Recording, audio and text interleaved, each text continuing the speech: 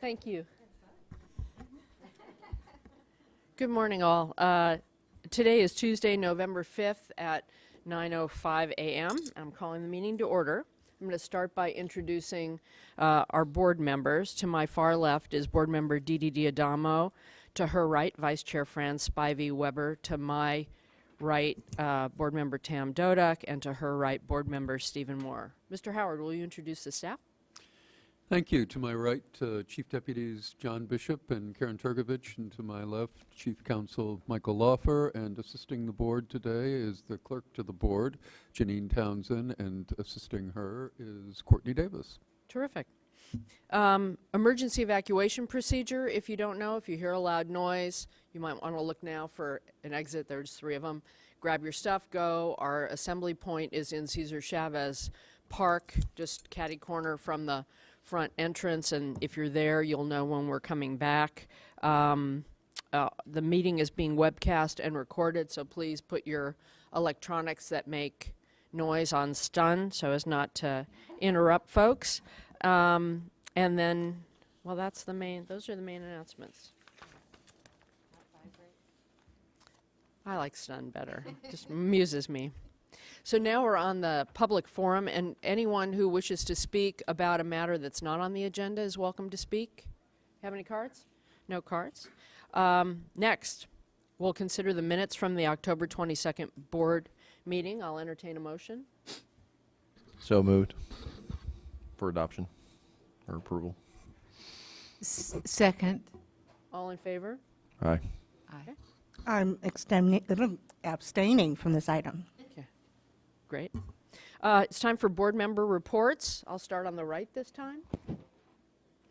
Thank you, Chair Marcus.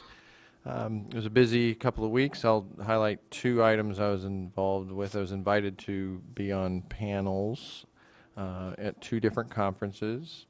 One was on Friday, October 25th at the Environmental Law Conference held in Fish Camp by Yosemite, and I served on a panel on plastic debris and some of the stakeholder processes our staff has led on amending the ocean plan and the statewide plans for dealing with trash discharges. And the second item, I was asked to be moderator on a long panel at the State of the Estuary Conference in Oakland, California on October 30th. The name of the panel was Scaling Up to Sustainable Watershed Management, and it explored application of science and management at appropriate scales for sustainability of both the water resources as well as the management structure that's used to protect them. And so that's it for my report. Yep. And of course, Chair Marcus did a fabulous job leading the plenary session on the same day. The court jester. And that was great to see Chair Marcus participate in the State of the Estuary Conference as well. Thank you. Also, 2 quick items from me. First of all, a shout out to Chris Kerrigan of our Office of Enforcement. You'll remember a few months ago, I reported back that I attended the Central Valley Regional Water Board meeting and sat through a 3-hour hearing on an MMP. At that point, I asked Chris and staff, including OCC, to look at how we've been conducting these MMPs and put together a white paper proposing some recommendations to streamline some of the processes. Chris has done so. I believe he shared those memos with you. He briefed me on the recommendations that he and the Enforcement Roundtable and the assistant AEOs put together, and I think they're solid. I think they would really streamline the process, and I'd love to roll them out at the beginning of the year. So we've asked the vice chair to include us in a chair's call, and I think Tom is going to include the item on an MCC discussion. So I would encourage you to follow up with Chris, and to the extent that you have, regional board that you liaison to, and you could sort of promote some of these changes, that'd be great. The way that Chris is proposing these recommendations, no actions are necessary by us, by the state board, but certainly some actions might be need to be taken by the regional boards. So I'm glad to report that a follow-up action from a regional board meeting has been followed through upon, well, at least halfway followed through upon. Then I want to just take a moment and again thanks the vice chair for her leadership in the Water Quality Coordinating Committee last week. I thought it was excellent. It was very well organized. And of course, thank to the staff who helped make that happen as well, and to the chairs, I think, who also participated in the planning effort. But one of the reasons I brought it up is so often we have these great discussions at WQCC, and there's, to my knowledge, has not been any follow-up on these discussions. And this time, I thought we had an excellent discussion on the second day with environmental justice issues, and particularly the discussion about enhancing our public participation, EJ, outreach resources. And, that's an issue that I've actually been concerned about for quite a while. Poor Gita, our public participation officers spread very thinly. And so as we were wrapping up WQCC, you know how I love to toss these challenges out there. So I tossed out a challenge to the regional board members and the staff who were there to over the next few months, think about, how do we redirect some of our resources, since it was very clear from the discussion that EJ and community and resources and public participation, that these are going to be really high, priority concerns for us. How do we take a look at redirecting some of our resources in order to supplement the resources that both the regional boards and we have at the moment? And so I look forward to hearing back on that, and I would request that we schedule, say, like within 6 months or so, a check-in as to what has happened since WQCC, so that way we don't just lose the good discussion out of the effort that the vice chair and other staff has put so much into. Great. I'm still so heartsick. I couldn't make it, but I was sick as a dog. Thank you. Also, it sounded like it was fabulous. I will just follow up, since Tam has already mentioned WQCC. We had a chairs call last night and discussed follow-up. And one of the main things that the chairs will be doing will be checking in with their executive officers about how best to pursue the follow-up, because that's really the responsibility of the executive officer to deal with personnel issues. But among the things that we discussed last night are some of the options.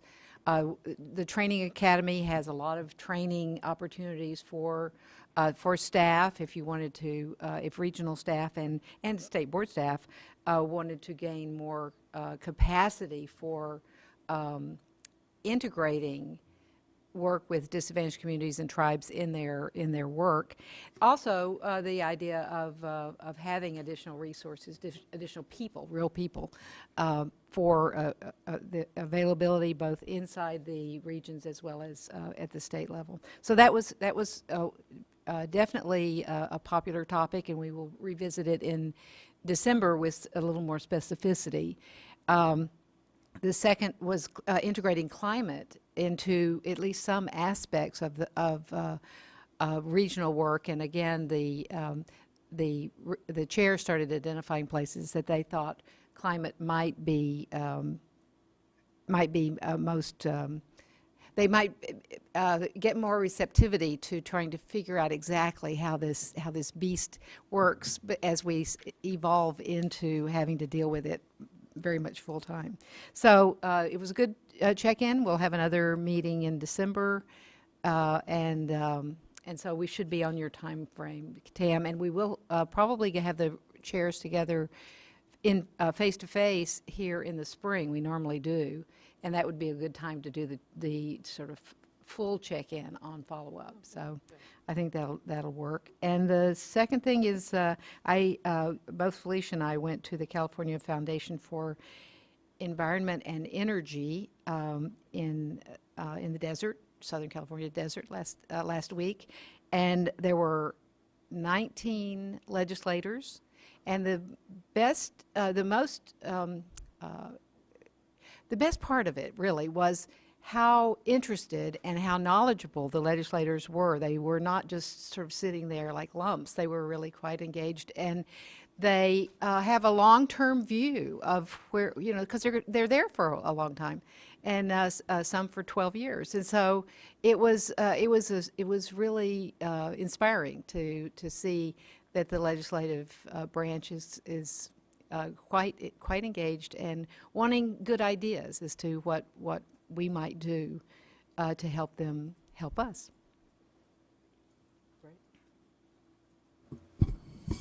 Well, I too want to compliment Fran, Karen, and staff that worked on WQCC. I thought that the topics were really interesting, and even in the situation where I felt like I already knew quite a bit, learned a lot more, climate change, and it was obvious that the regions were really interested in those topics. So good all the way around.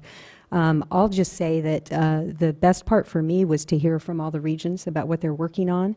And if I could make any suggestion, we sort of ran out of time toward the end because there's so much that each region really wanted. They were there, here was their chance to talk about things that they were working on. But maybe to ask them in the future to highlight some challenges, because they were really good about listing what they were working on.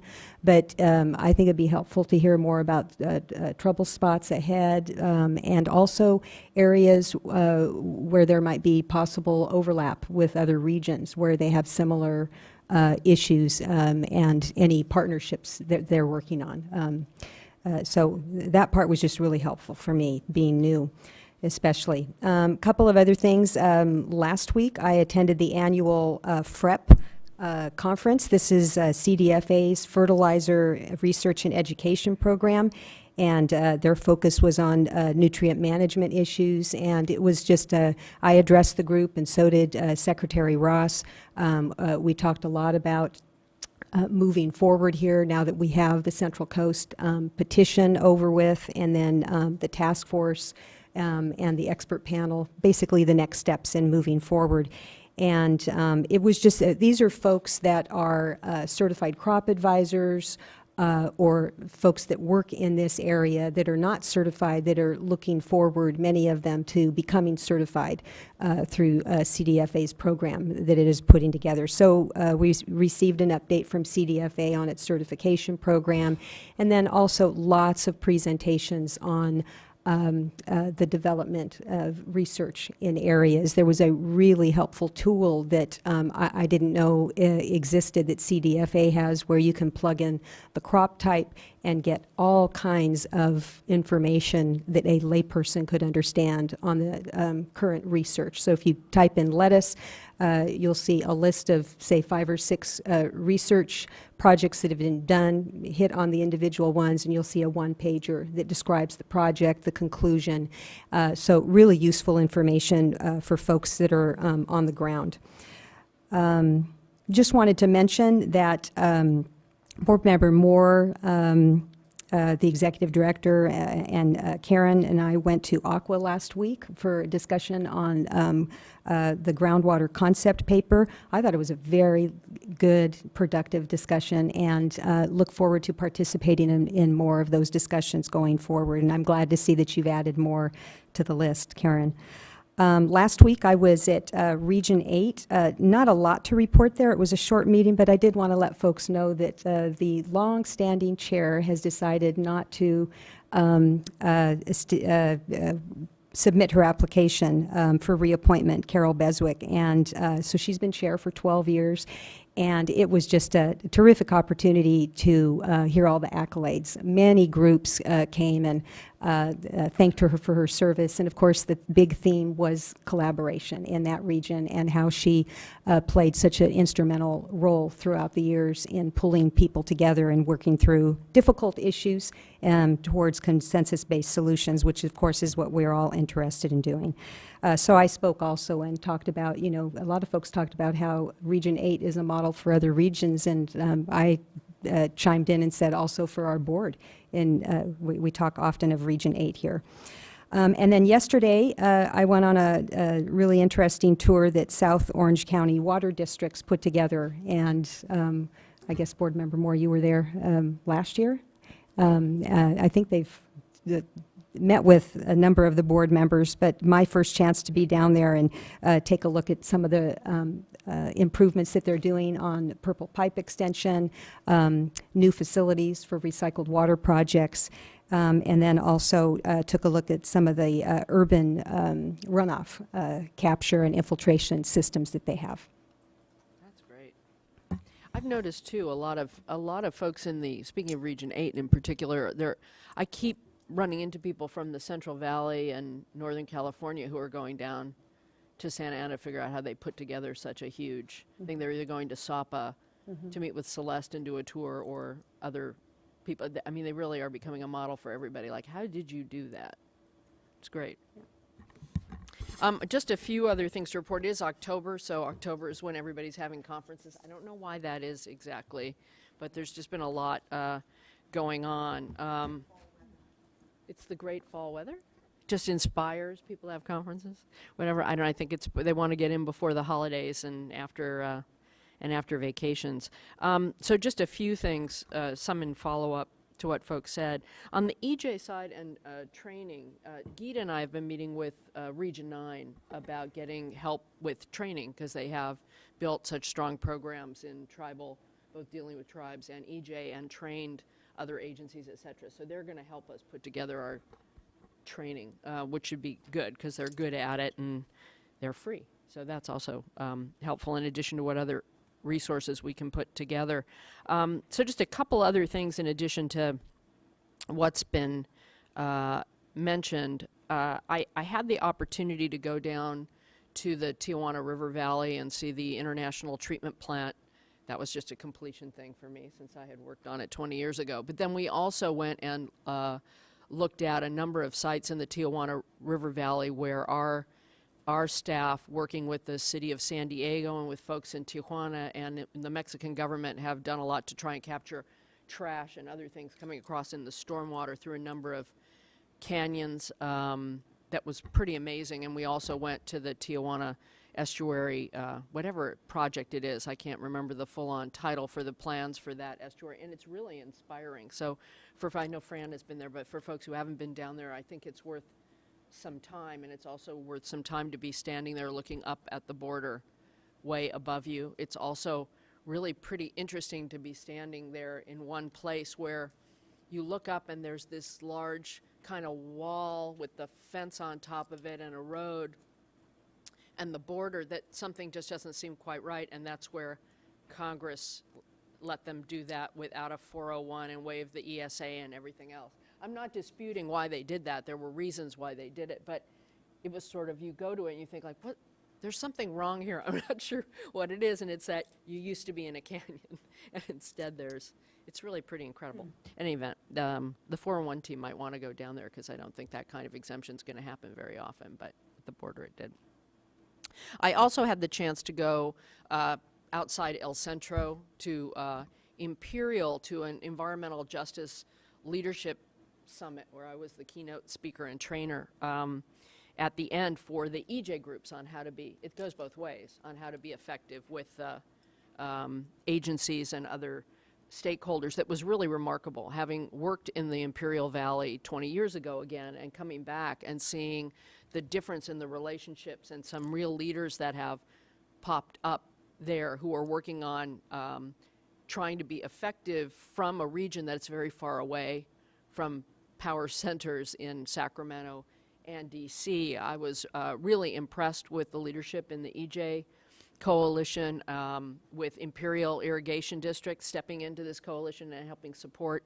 I mean, it was really pretty impressive, and an Assemblyman Perez down there who came out of the community and was just terrific. It was actually, I spending a Saturday, there was a lot of driving involved. It was completely worth the trip and inspiring, and got an update on what's happening in the Salton Sea, which I know has a piece of our work in it. Also spoke at the Cal ISO Stakeholder Forum, which is really pretty interesting. It's a yearly conference that they do that brings in all the stakeholders and agencies in the energy world to sort of talk about what's hot on the horizon, cutting edge, et cetera. I was just on one particular panel, but I stayed for much of the day to try and catch up on that energy linkage that we have, and it was great. We don't have the resources they do, but I was trying to think of if we could do a water summit like that, it would really be great, but I don't know. Maybe we can do a mini version of it. It was actually pretty impressive. And finally, just a little comment and advertisement for those who don't know, that the administration released a draft. it's called a water action plan. It's actually less of a plan than a set of administration priorities for what we would do in the next 5 years. Very much a collaboration between the State Board, Cal EPA, resources agencies, Delta Council, I mean, a number of CDFA agencies. And if you look at it, it's still very much a draft and uneven in the length of the chapters. But I think it's the first place that an administration has actually put out a plan that's not just about supply. It's also about contamination and the integration of the two, and its importance in light of climate change. So I encourage people to look at it and not get too hung up on the drafting. And there's and we'll be doing stakeholder meetings, and there's a email address to send in comments. Again, this is not a big plan where we're going to fine-tune every detail of what we're going to do in 5 years. It's really just putting on the boards the priorities for this administration. So I commend it to people to take a look at it. And with that, Mr. Howard, will you introduce item 3?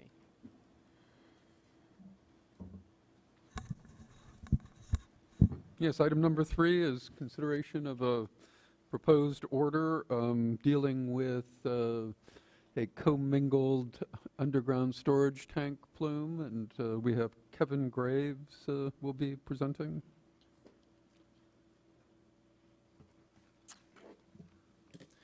Thank you. I'm Kevin Graves from Board Staff, Division of Water Quality. With me is Ben Henningberg of my staff and Nathan Jacobson from the Office of Chief Counsel. This item regards an underground storage tank closure in the city of Santee.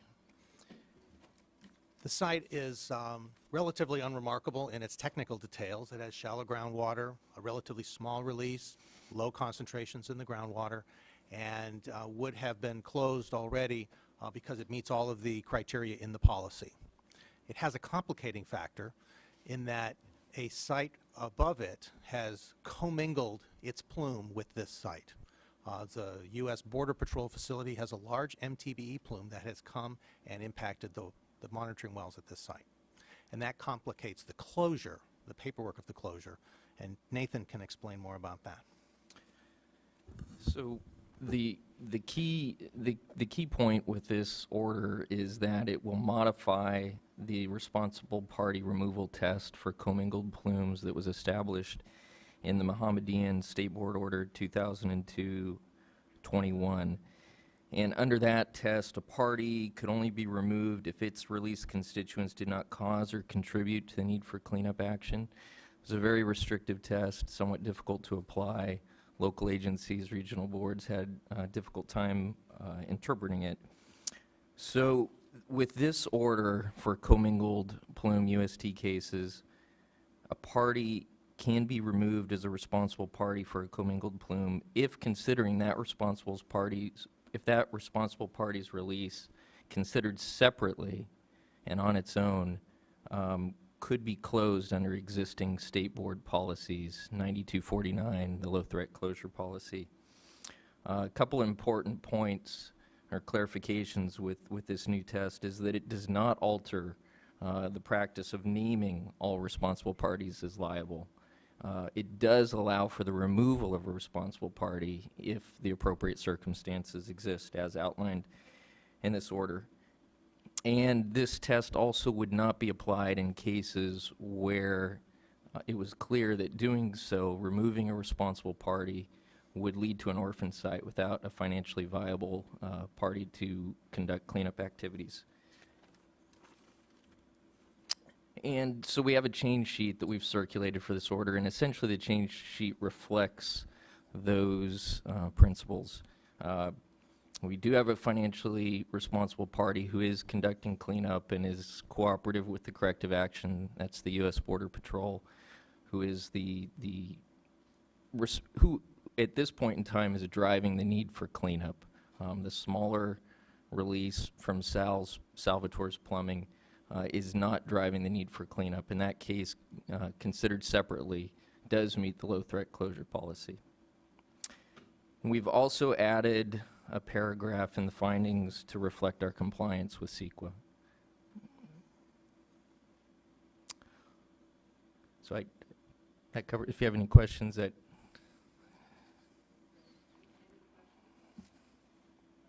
Any questions? No questions. If there are no speaker cards, I'll move for adoption of this item with the change sheet. Is there a second?